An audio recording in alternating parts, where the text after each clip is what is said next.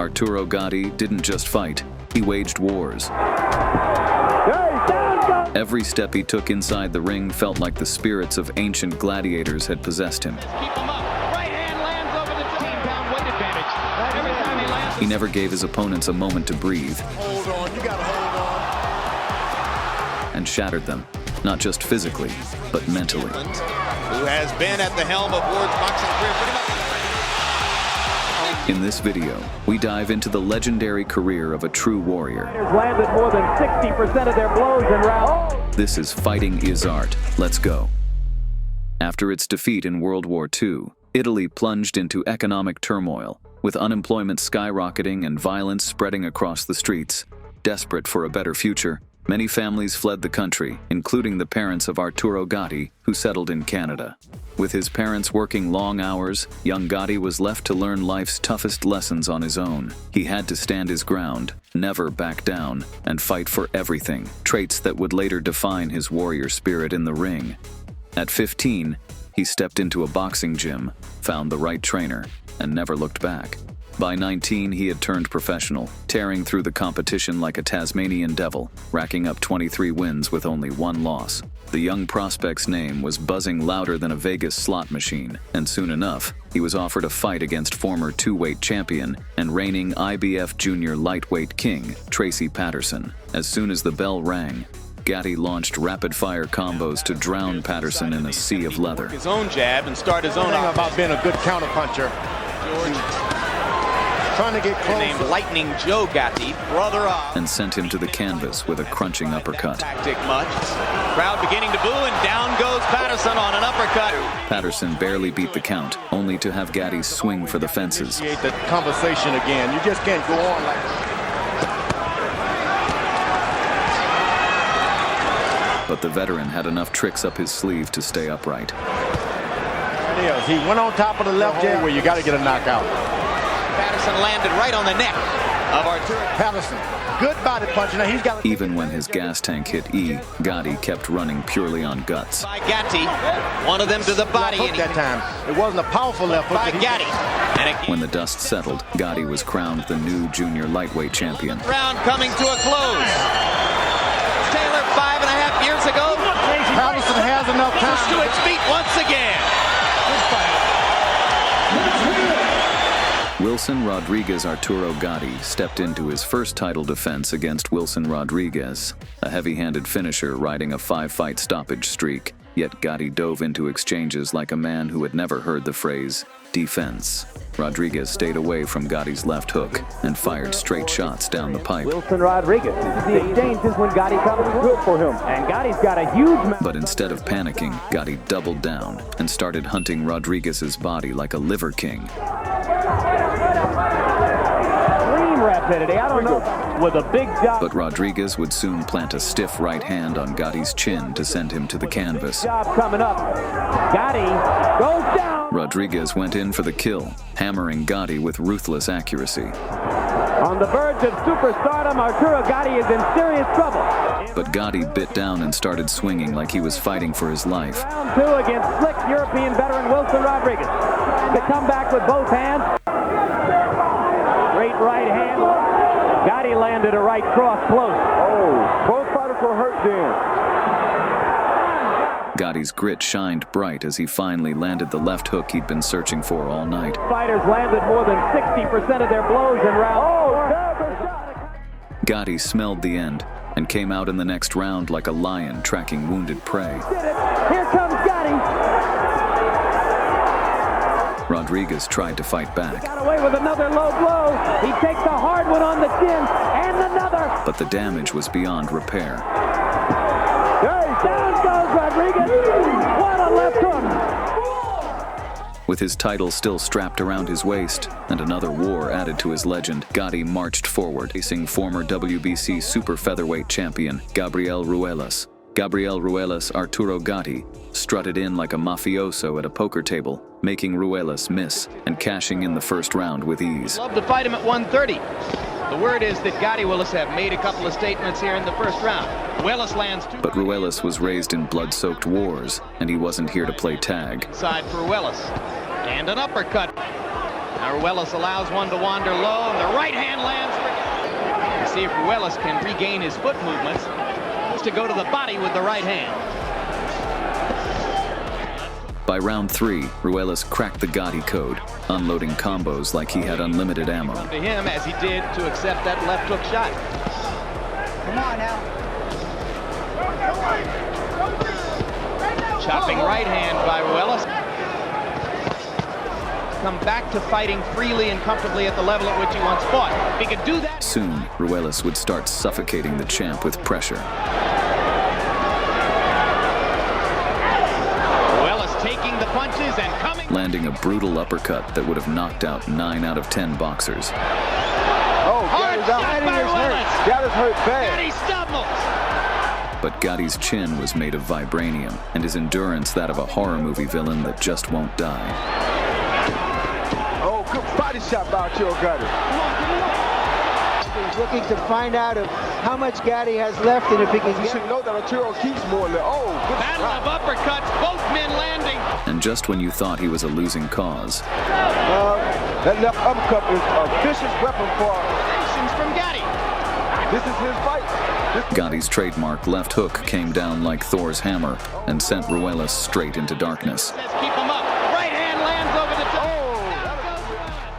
Just like that, Gatti snatched victory from the jaws of defeat and added another fight of the year to his resume. But all these wars came at a price, with weight cuts sucking the soul out of him and battles that drained his health. Gatti eventually moved up in weight and bulldozed Reyes Munoz with ease, before facing a real test in Joey Gamage. A veteran with a terrifying 55-3 record in business was about to boom.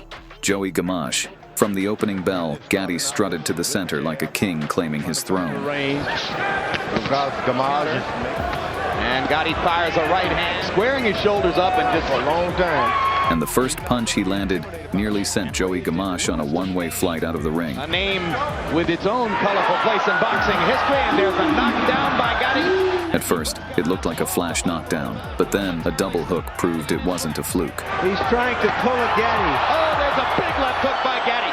And the body punch set it up. Gatti's fists were writing a horror story by that point, and Gamage was the main character who wasn't making it to the sequel. One more knockdown and this will be over.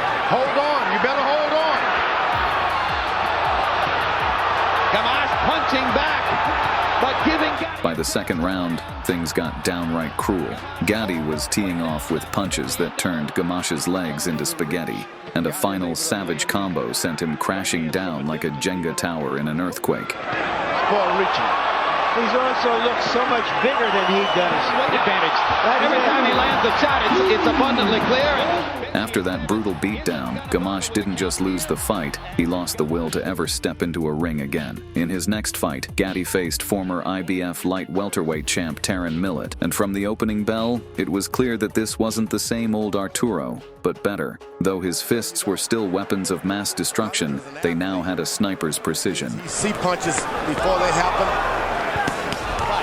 Arturo Gatti has been hit by 60% of his... And instead of eating shots for breakfast, Gatti was slipping punches like he had the Matrix cheat codes activated. Hard right hand. Has found the wrong fight to fight tonight. It's apparently made the deduction that Millet's more dangerous from the right side. Millet snapped back with his own offense, trying to turn the fight into a gritty dogfight. Box. And move out of the way and make Gatti start to go back and revert to his own. Basically saying, why didn't you go in and do what you said you were But Gatti wasn't just there to win, he was there to feast. It was the first few punches of the first round he hasn't recovered from. Referee is really looking good. And Gatti gets target practice here as Jim Santa watches. The outcome was written in the stars. In his fights against Tracy Patterson. Big left hook by Gatti. Gatti dropped Millet again. Hold on, you gotta hold on. Down again. Yet the referee decided to play hero and let the massacre continue for a bit longer. Somebody's gonna get hurt. Yeah, this is unnecessary at this point. And that will... As Gatti kept racking up wars and Fight of the Year honors, his battle of wills and skills against Mickey Ward, a blue-collar brawler with a left hook to the body that made grown men question their life choices, became imminent.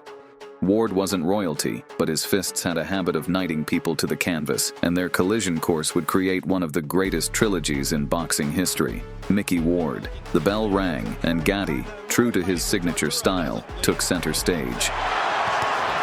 Look at the combination. Mixing up his punches very. He danced around Ward, striking with crisp combinations, finally fighting at what seemed to be his perfect weight. The Canadian stormed ahead, pocketing the first 4 rounds. Yeah, and here's Gatti with some of that. I'll give it to him as a body medicine. Now the punch Slowed Gatti down a little bit. And now he's trying to slow Ward down with body punches too. Has Gatti to the body. Gatti with uppercut. But then Ward eventually found his rhythm. By the 5th, he had switched gears into his infamous juggernaut mode, chopping away at Gatti's mobility. And Arturo, the blood begins. And he's loaded up every punch. A tremendous rally by Mickey Ward. From that moment on, neither man was willing to owe the other a single punch. And again, and it comes right back. Tell us it here. There's the right again as They fought like debt collectors in a high-stakes brawl, trading blows that sent shockwaves through the arena. Hurt by a left and a right. And this. Late in the fight, Ward unleashed his secret weapon, a left hook that landed like a sniper shot to the liver. Gatti's entire system shut down. As Ward before. Body shot again. That's the body shot. It's the left hook to the body, Ward. Despite his body screaming for mercy, Gatti's survival instincts kicked in and he pushed through spasms and blurred vision to fire back. He's going to go right back there again. Right to the body again. In addition to the head. To the body again. Burton. The sheer madness of it was enough to send chills down the spine because Gatti knew that missing a shot could mean peeing blood for weeks, yet he stood his ground, waging war with everything he had left. Let's fight.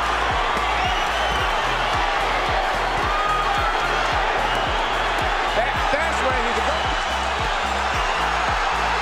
You know, you dream of fights like this. When the dust settled, Mickey Ward won by a razor-thin decision. This is the way it has to end. A fight straight out of the 19th. The fight was instantly dubbed Fight of the Year, with the 9th round earning its own legendary status. But the story wasn't over as Gatti came back smarter and sharper in the rematch. This time, he outmaneuvered Ward, knocking him down and evening the score. Who has been at the helm of Ward's boxing career pretty much throughout. There's a great right hand by Gatti. And so, a third battle was inevitable. By the time they clashed again in 2003, the fans knew exactly what kind of war they were paying to see, and the two didn't disappoint. To his money punch. Left hook by Gatti. Ward blocking. Part of the subtext of Mickey Ward's career is that he gave his older brother something to live for, something to use as a beacon. And this is where Ward Gatti came out strong, dominating early, but Ward had his moments too. fights. And Ward's back in it now. Back in it in a big way.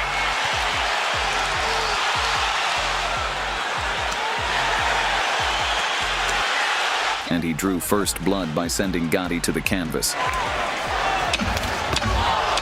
goes Arturo. Gatti also threw caution to the wind and met Ward head-on. Mickey Ward stunned by a left hook. No championships involved. The two battered each other in the final stretch, fists flying, blood spilling, and neither willing to give an inch.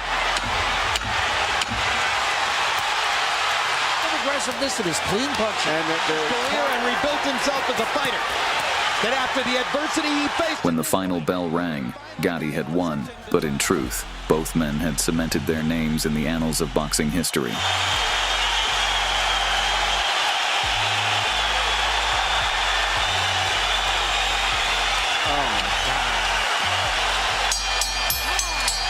They're done.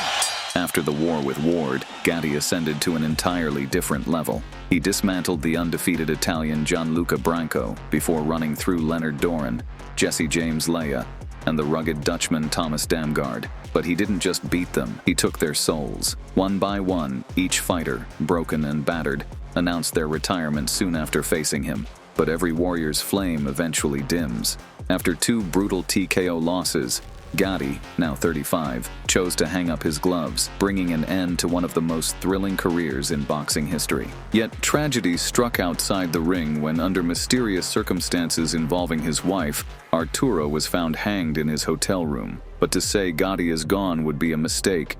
His name is etched in the hearts of fans, his battles immortalized in boxing history. He was a warrior with an unbreakable will, a man who bled for the sport. If you enjoyed this, don't forget to like and subscribe.